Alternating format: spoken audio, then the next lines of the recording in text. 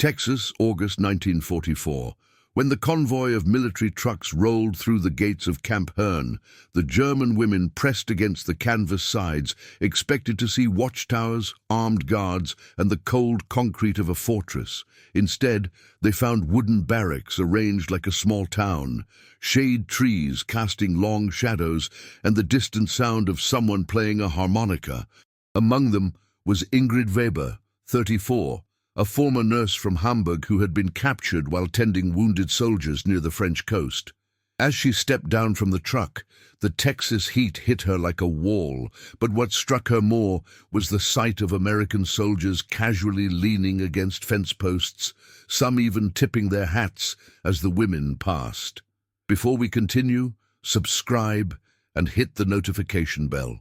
Here, we retell the human stories forgotten by war. The barracks were simple but clean, wooden floors, metal cots with fresh linens, and windows that actually opened. Ingrid had expected stone cells, maybe straw on the ground. Instead, she found herself in something that looked more like a summer camp than a prison. The American sergeant who showed them around, a soft-spoken man from Oklahoma named Bill Turner, apologized for the modest accommodations and mentioned that dinner would be served at 6. Dinner? Not a bowl of slop pushed through bars, but an actual meal served in what appeared to be a proper mess hall.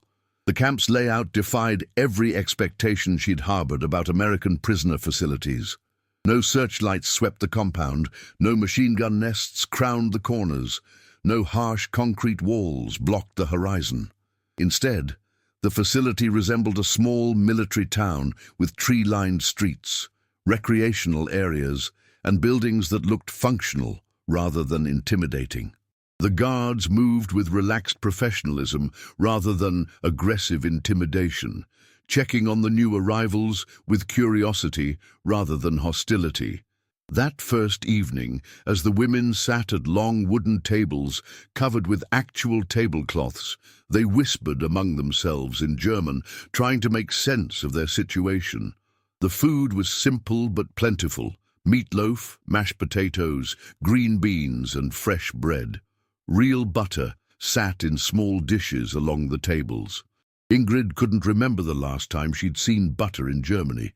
When a young American cook noticed her staring at it, he simply said, "Help yourself, ma'am. There's plenty more where that came from." The word ma'am caught her off guard. When was the last time someone had called her that? The mess hall buzzed with conversation as American soldiers ate alongside the German women, sharing the same food and engaging in halting conversations that mixed broken English with gestures and occasional German phrases from guards who had picked up fragments of the language. The atmosphere felt more like a community dinner than a prison meal, with guards asking about dietary preferences and kitchen staff ensuring everyone had enough to eat. The sleeping arrangements were another surprise. Each woman had her own cot, a small wooden locker, and even a mirror, cracked but functional. Personal belongings could be stored safely, and privacy was respected in ways that seemed incompatible with traditional prisoner treatment. The barracks felt more like military housing than prison cells, with adequate ventilation, natural lighting, and space for personal items that maintained individual dignity. As night fell and the Texas sky turned deep purple, Ingrid lay listening to the sounds outside: crickets, the distant lowing of cattle, and somewhere that same harmonica playing a slow, melancholy tune. No harsh shouting, no clanging metal doors, no searchlights sweeping across barbed wire, just the gentle sounds of a summer evening in the American countryside. The guards made their rounds with quiet efficiency, checking security without harassment or intimidation. Sleep came easier than expected, but with it came confusion. This wasn't what any of them had been told to expect. Where were the interrogation rooms, the punishment details, the deliberate humiliation they'd been warned about? Instead, they'd been given clean beds, decent food, and treated with what could only be described as basic human courtesy. As Ingrid drifted off, she wondered if this kindness was real, or just the calm before a storm she couldn't yet imagine. The next morning began with another surprise. Coffee. Real coffee, not the chicory substitute they'd grown accustomed to in Germany. Sergeant Turner explained the daily routine over breakfast. Work assignments would begin after they'd had time to settle in. There would be opportunities for exercise and recreation, and anyone with medical training would be asked to help in the camp infirmary. Ingrid raised her hand tentatively when he mentioned medical work. "I was a nurse," she said in careful English. "Back home before—" She didn't finish the sentence, but Turner nodded understandingly. "We can use all the help we can get, Ma'am. Doc Patterson will be glad to meet you." The camp infirmary turned out to be better equipped than many hospitals Ingrid had worked in during the war. Clean white walls, proper medical supplies, and Dr. Patterson, a grandfatherly man from Austin who spoke a little German from his immigrant grandparents. "We treat everyone the same here," he told her as he showed her around. "American, German, doesn't matter. Sick is sick and everyone deserves care." It was a philosophy that seemed to permeate the entire camp, from the guards who chatted casually with prisoners to the kitchen staff who asked about dietary preferences. The medical facility included a proper surgical suite, pharmacy, and separate wards for different types of cases. Dr. Patterson explained that they treated not only camp personnel and prisoners, but also provided services to the surrounding rural community when needed. "Geneva Convention requires proper medical care," he said, "but we figure going a bit beyond requirements never hurt anyone." The quality of supplies and equipment exceeded anything Ingrid had expected from a prison camp facility. The work assignments were voluntary rather than forced labor. Women could choose from various tasks: laundry, kitchen duty, camp maintenance, or helping in the small library that had been set up in one of the recreation halls. The pay was modest but real. Scrip that could be used at the camp canteen for small luxuries like soap, writing paper or candy. Ingrid chose to split her time between the infirmary and the library, where she discovered books in multiple languages, including several German novels that had somehow made their way to rural Texas. The library had become an unexpected center of cultural exchange.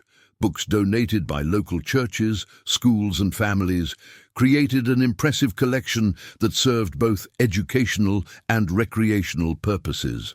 American guards often attempted to read German literature, while prisoners studied English texts, leading to informal tutoring sessions that benefited both groups. The quiet atmosphere and comfortable seating made it a popular gathering place for evening conversations and language practice. By the third day, the women had begun to establish their own routines within the camp's relaxed structure.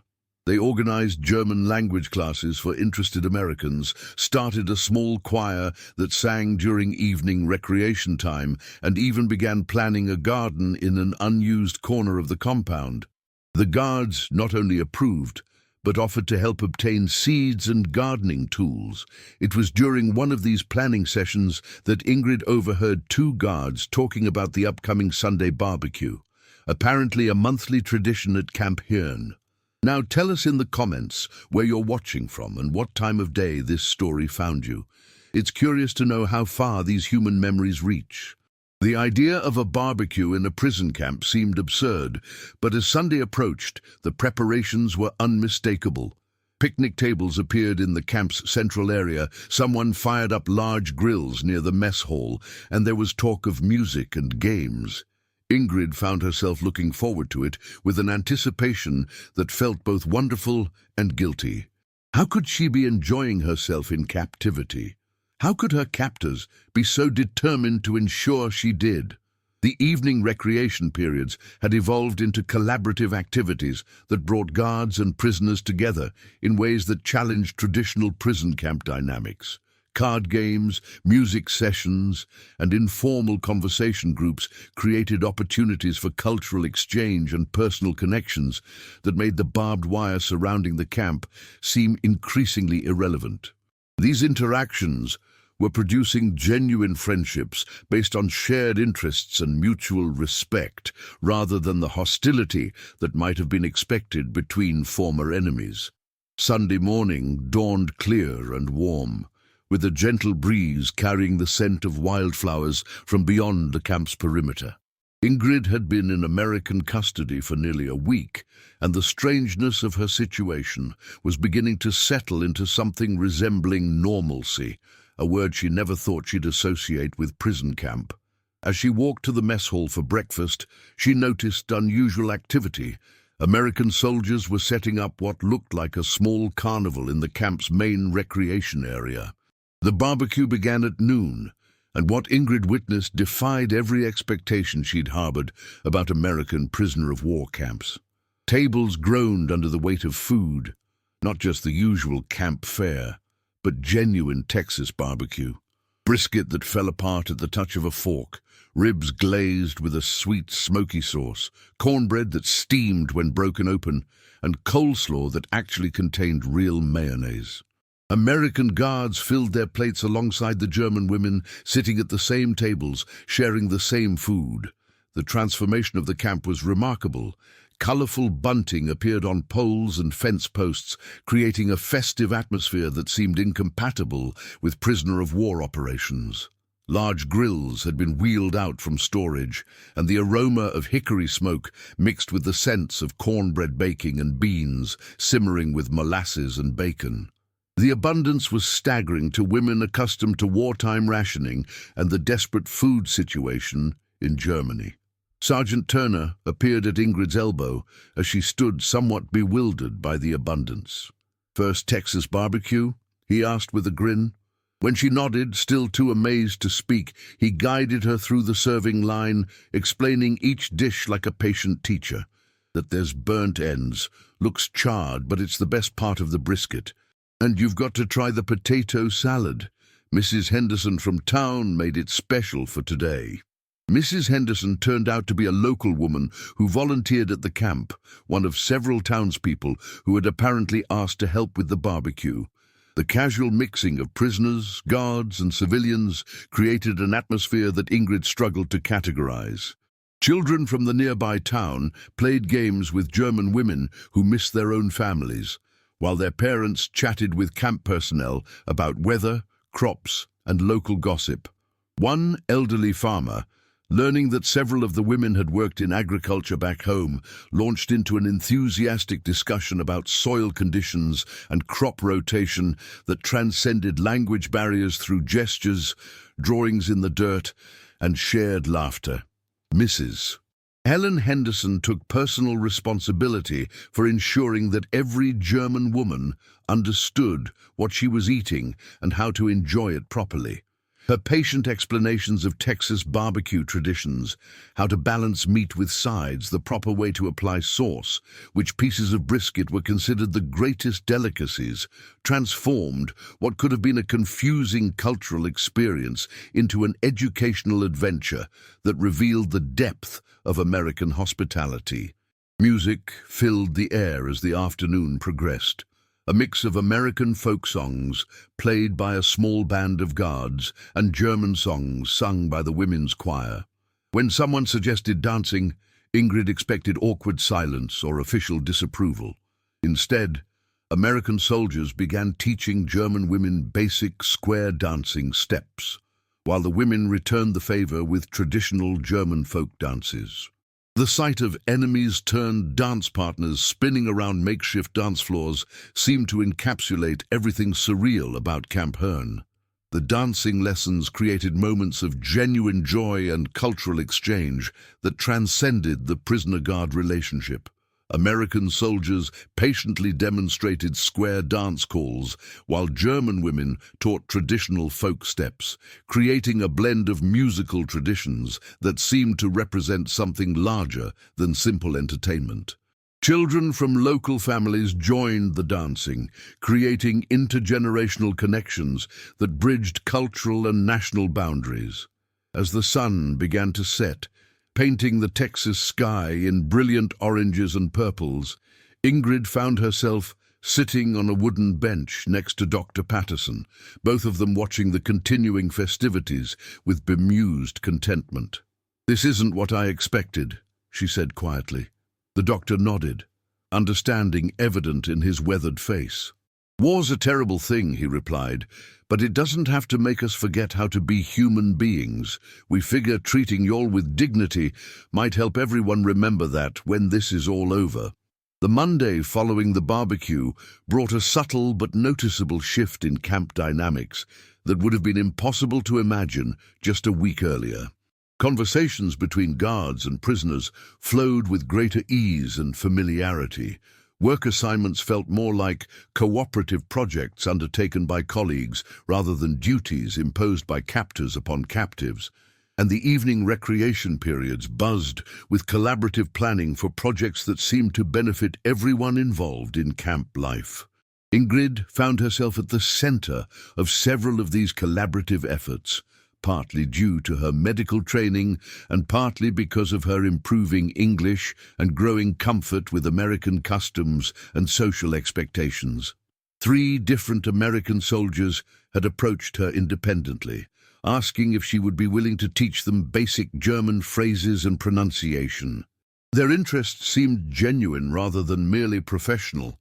They wanted to learn about German culture, understand regional differences within Germany, and communicate more effectively with prisoners who still struggled with English. Private First Class James Morrison, a young medic from Oklahoma who had been assisting Dr. Patterson since his assignment to Camp Hearn, had become particularly interested in learning German medical terminology and European approaches to trauma care that differed from standard American military medical protocols. "Nurse Weber," he said during a quiet moment between patients, "that technique you showed me yesterday for treating burns, where did you learn that? It seems more effective than what we were taught in training, especially for severe cases." The question led to an extended discussion of different medical traditions and training approaches that revealed how professional knowledge could transcend national boundaries and political conflicts. Ingrid found herself describing techniques she had learned from German, Austrian, and even French medical personnel during her training and early career, while Dr. Patterson and Morrison shared American innovations and procedures that she had never encountered. The exchange of information was improving medical care for everyone, while creating professional relationships that seemed to make nationality increasingly irrelevant. The small library had become an unexpected center of cultural exchange that was producing results far beyond anyone's initial expectations. Ingrid's informal German conversation sessions, held 3 evenings per week in one corner of the library, were attracting not only American guards interested in learning the language, but also local civilians who had heard about the classes and asked permission to attend. The sessions had evolved into genuine cultural education programs where participants shared stories, traditions, family histories, and perspectives that helped bridge the gap between former enemies. The library itself contained an impressive collection of books donated by local churches, schools, and families throughout the surrounding region. Novels, textbooks, magazines, and newspapers provided intellectual stimulation that went far beyond what anyone had expected from a prison camp environment. Most remarkably, the collection included books in German, classics of literature, poetry collections, and technical manuals that had somehow found their way to rural Texas through the kindness of people who understood that intellectual nourishment was as important as physical care. Corporal David Chen, a young Chinese-American soldier from San Francisco who had been assigned to teach English to interested prisoners, had become a regular participant in the German conversations while helping Ingrid and other women improve their English skills. His patient explanations of American slang, regional dialects, and cultural references were invaluable, while his own background as the son of Chinese immigrants gave him particular insight into the challenges of navigating between different cultural worlds. "The hardest part about learning any language," Chen explained during one evening session, "isn't the grammar or vocabulary. It's understanding the cultural context that gives words their real meaning. When Americans say something is not too bad, They might mean it's actually pretty good. When they ask, "How are you?" they usually don't want a detailed answer about your health and personal situation. Learning these unspoken rules is what really makes communication possible. These language and cultural exchange sessions were producing unexpected benefits beyond improved communication. American guards were gaining genuine appreciation for German culture, history, and regional diversity that challenged stereotypes and propaganda images they had absorbed during years of war. German prisoners were learning about American regional differences, family traditions, and social customs that revealed the complexity and diversity of a country they had known primarily through wartime propaganda and military conflict. Dr. Patterson had expanded Ingrid's responsibilities in the infirmary to include basic medical training for other prisoners who showed interest and aptitude. What surprised her most was the quality of medical supplies and equipment available, better than what she'd had access to in Germany even before the war intensified. The infirmary included a proper surgical suite with modern equipment, a pharmacy stocked with current medications, separate wards for different types of cases, and even a small dental office equipped for both routine care and emergency procedures. The medical collaboration was producing results that benefited everyone in the camp community, as medical services improved through the combination of American resources and equipment with European training and techniques that sometimes offered different approaches to common problems. Dr. Patterson had begun documenting the medical and psychological effects of the camp's approach to prisoner treatment, noting that stress-related illnesses were significantly lower among Camp Herne prisoners compared to standard rates reported from other facilities. The garden project, which had begun as a simple attempt to provide fresh vegetables for the mess hall, was blossoming into an ambitious collaborative effort that involved prisoners, guards, and an increasing number of local volunteers who contributed seeds, tools, expertise, and labor to what was becoming a genuinely impressive agricultural operation.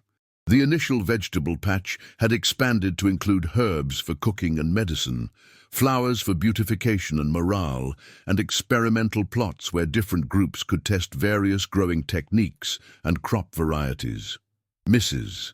Henderson and several other women from the surrounding community had become regular participants in garden work, arriving several times each week with donated materials and staying to work alongside German prisoners and American guards in an atmosphere of friendly cooperation that seemed to benefit everyone involved.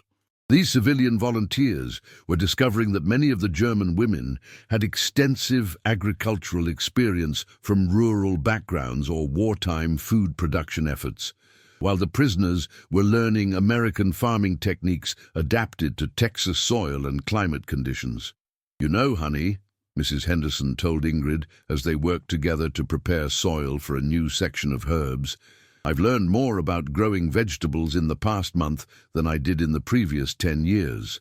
That woman over there, Greta, I think her name is, she showed me a way of preparing compost that's twice as effective as anything I ever tried. And Maria taught my daughter a German technique for preserving vegetables that's going to help us get through next winter with better nutrition than we've had since before the war started." Food preparation and cooking had evolved into another area of cultural exchange that was producing practical benefits while building personal relationships.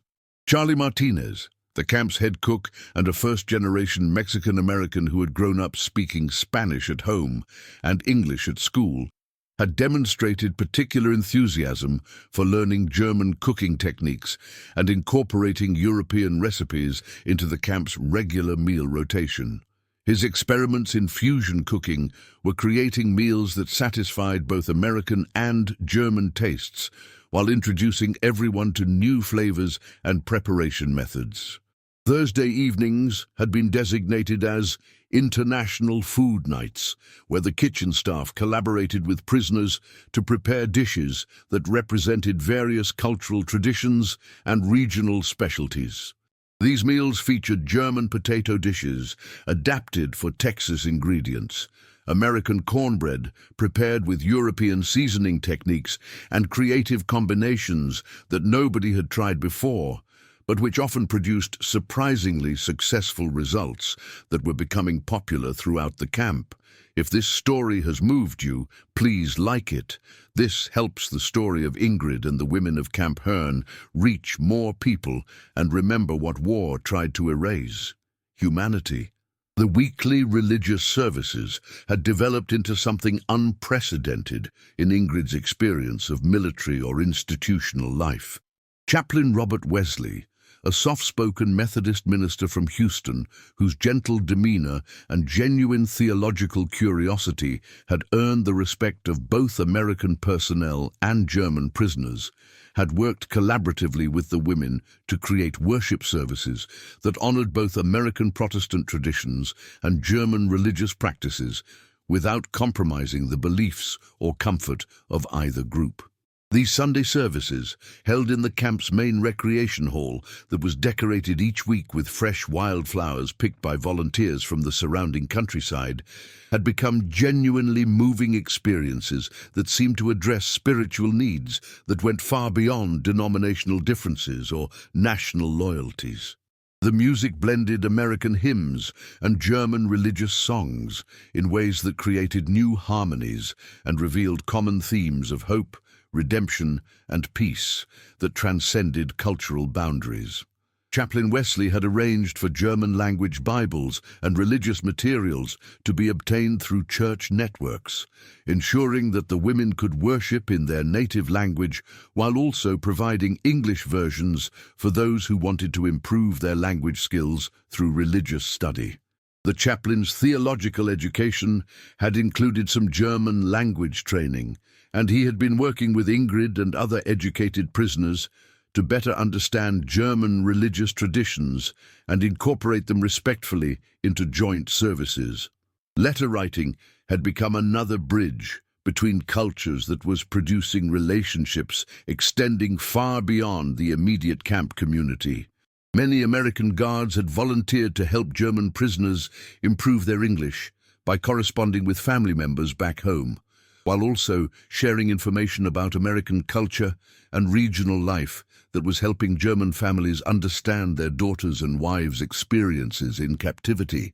These letters, carefully censored for security purposes but allowed to contain detailed descriptions of daily life, cultural observations, and personal experiences, were creating connections between American communities and German families that neither group could have anticipated. Some guards had begun corresponding directly with prisoners' families, sharing photographs of camp life and describing their daughters' or wives' activities, health, and adjustment to American customs. Sergeant Turner had established a weekly letter-writing assistance program where American personnel helped prisoners compose letters in English, while prisoners helped Americans write basic letters in German to pen-pal relationships that were developing with families overseas.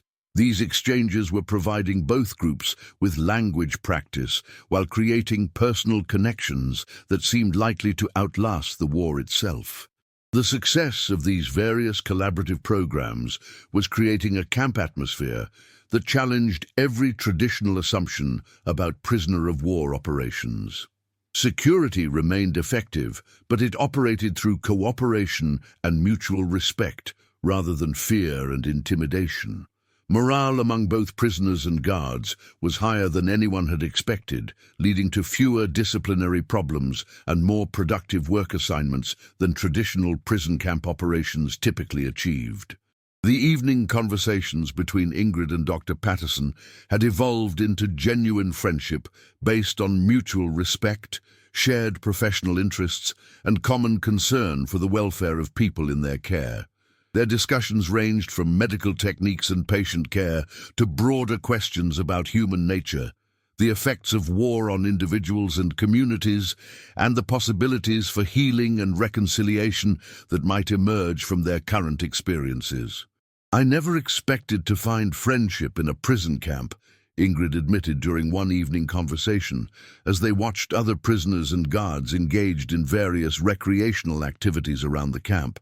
When I was captured, I thought my life was essentially over, that I would spend whatever time remained to me in misery, isolation, and gradual degradation until the war ended or I died. Instead, I've found colleagues, friends, and work that feels meaningful. I'm learning new skills, helping people who need medical care, and discovering that enemies can become friends when they choose to see each other as human beings rather than symbols of opposing causes. As autumn arrived in East Texas, bringing with it cooler temperatures, brilliant foliage, and the rich scent of leaves beginning their annual transformation, Camp Hearn had evolved into something that defied classification using any conventional framework for prisoner-of-war operations. The German women had been in American custody for nearly 4 months now, and what had begun as a standard military detention facility had transformed into an unprecedented experiment in community building that was producing results no one could have anticipated when the first trucks had delivered their bewildered passengers through the camp gates back in August. Ingrid found herself waking each morning with genuine anticipation for the day ahead, a feeling that would have seemed impossible during those first confused hours after capture, when her expectations had been shaped by propaganda images of American cruelty and systematic revenge. Instead of degradation and despair, she had found meaningful work, genuine friendships, and opportunities for personal growth that seemed almost surreal in the context of being a prisoner of war in a foreign country thousands of miles from home. The medical collaboration between American and German personnel had expanded far beyond the original scope of basic patient care to become a genuine research partnership that was producing innovations in treatment techniques and patient management that benefited everyone involved. Dr. Patterson had arranged for Ingrid to correspond with medical colleagues at several American hospitals, sharing information about European medical techniques while learning about American innovations that she could potentially implement when she eventually returned to Germany. The success of collaborative medical care had inspired additional joint ventures that were transforming multiple aspects of camp operations. A small workshop had been established in one of the converted barracks buildings, where women with various professional skills, seamstresses, carpenters, mechanics, bookkeepers, could practice their trades while contributing to camp maintenance and improvement projects that benefited the entire community. The camp's motor pool had discovered that several German women possessed mechanical experience and training that exceeded the skills of some American personnel assigned to vehicle maintenance.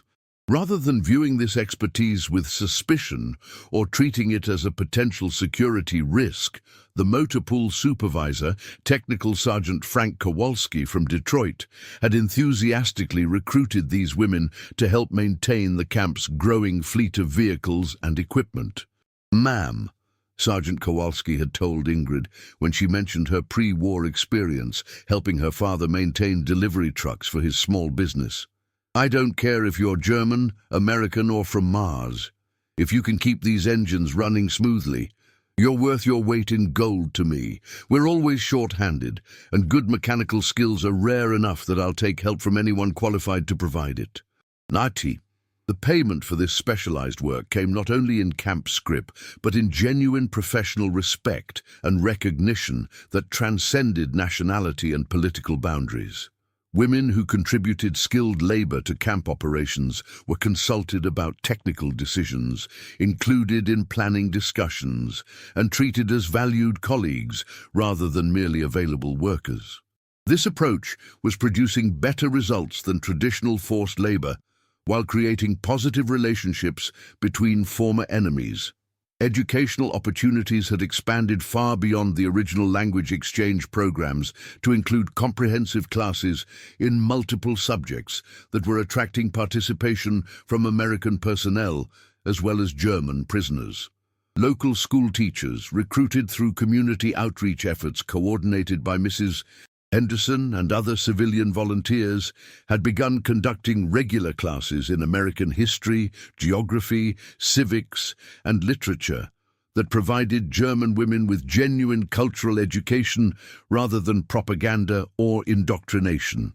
Miss Sarah Thompson, a retired high school teacher from nearby Bryan, who had volunteered to teach American literature and composition, had developed a curriculum that encouraged German women to write about their own experiences, family histories, and cultural backgrounds while learning about American literary traditions and writing techniques.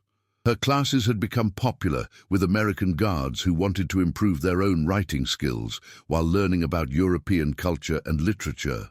"What I've discovered," Miss Thompson explained during one evening conversation with Ingrid and Dr. Patterson, "is that education works best when it goes both ways. I'm teaching these women about American culture and literature, but I'm learning just as much from them about German traditions, European history, and different ways of thinking about art, music, and literature.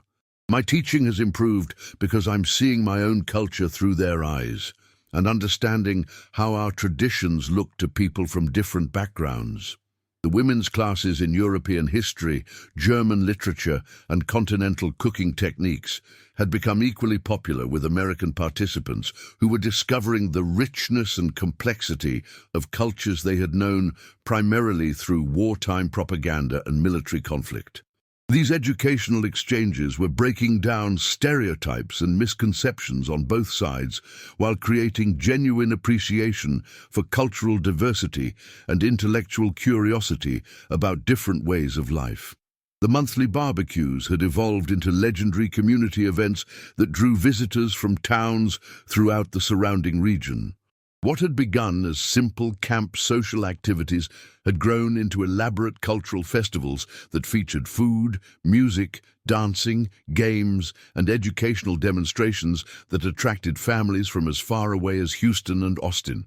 Local newspapers had begun covering these events as positive community news, helping to spread awareness of Camp Hearn's innovative approach to prisoner management.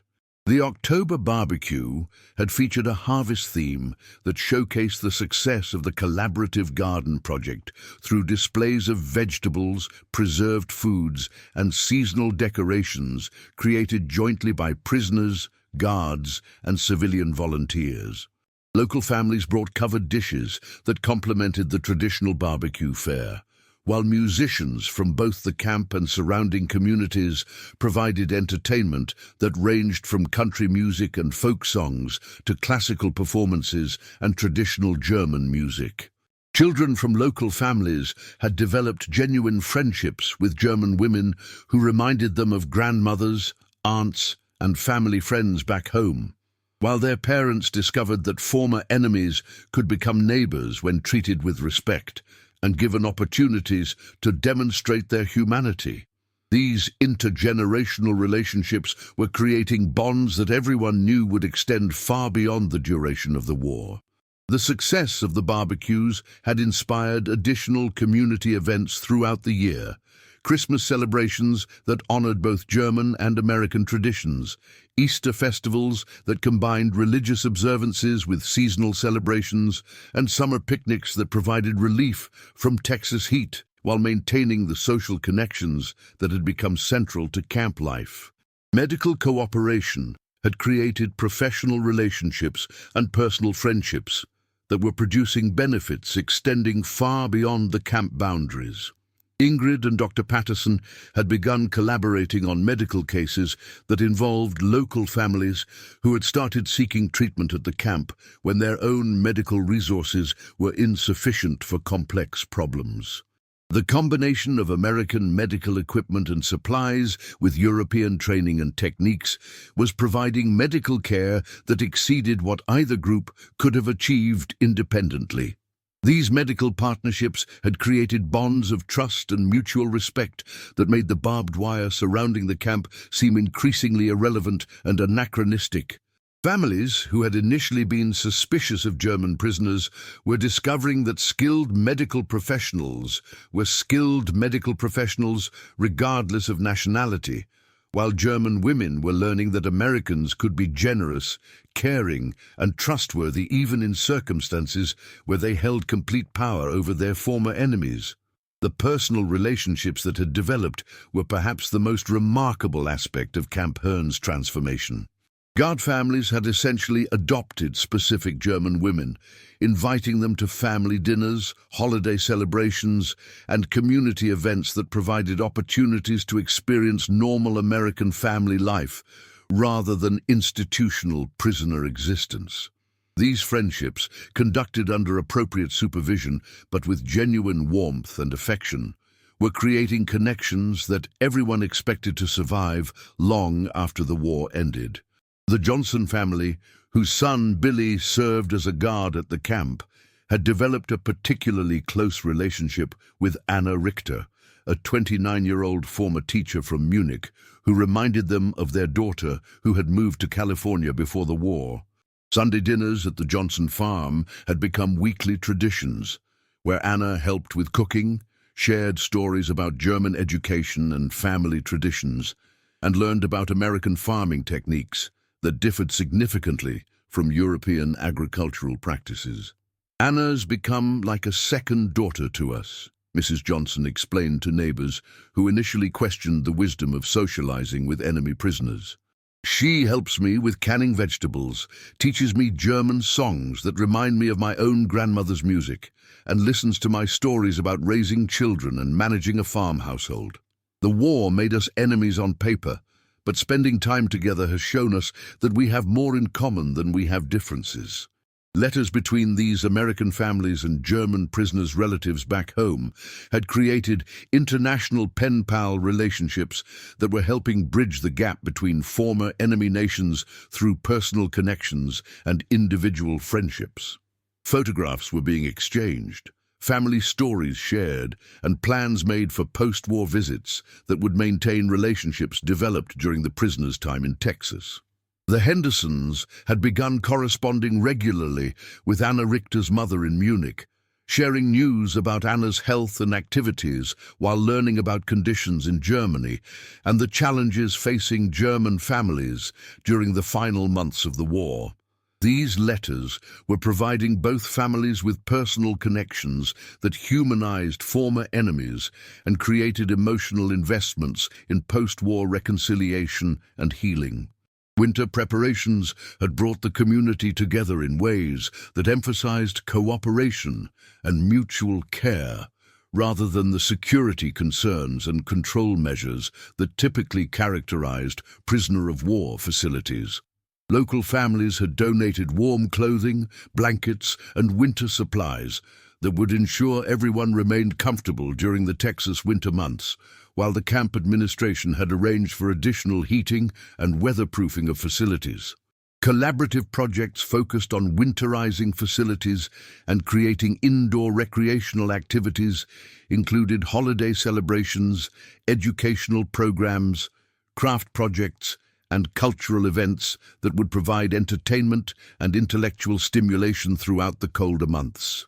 The planning for winter activities had become a community-wide effort, involving prisoners, guards, and civilian volunteers working together to ensure that everyone would have opportunities for social interaction and meaningful activity regardless of weather conditions. Christmas preparations in particular had sparked planning for celebrations that would honor both German and American holiday traditions, while creating new customs that reflected the unique community that had developed at Camp Hern. The women were teaching American friends traditional German Christmas customs, carol arrangements, and holiday foods, while learning about American Christmas traditions that differed from their own cultural practices.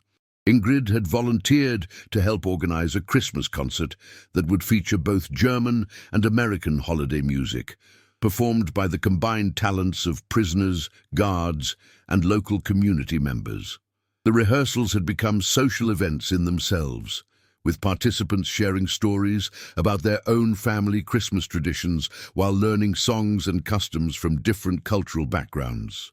As Ingrid reflected on her months at Camp Hern during quiet evening moments, She realized that something unprecedented had occurred that challenged every assumption she had held about war, enemies, and human nature.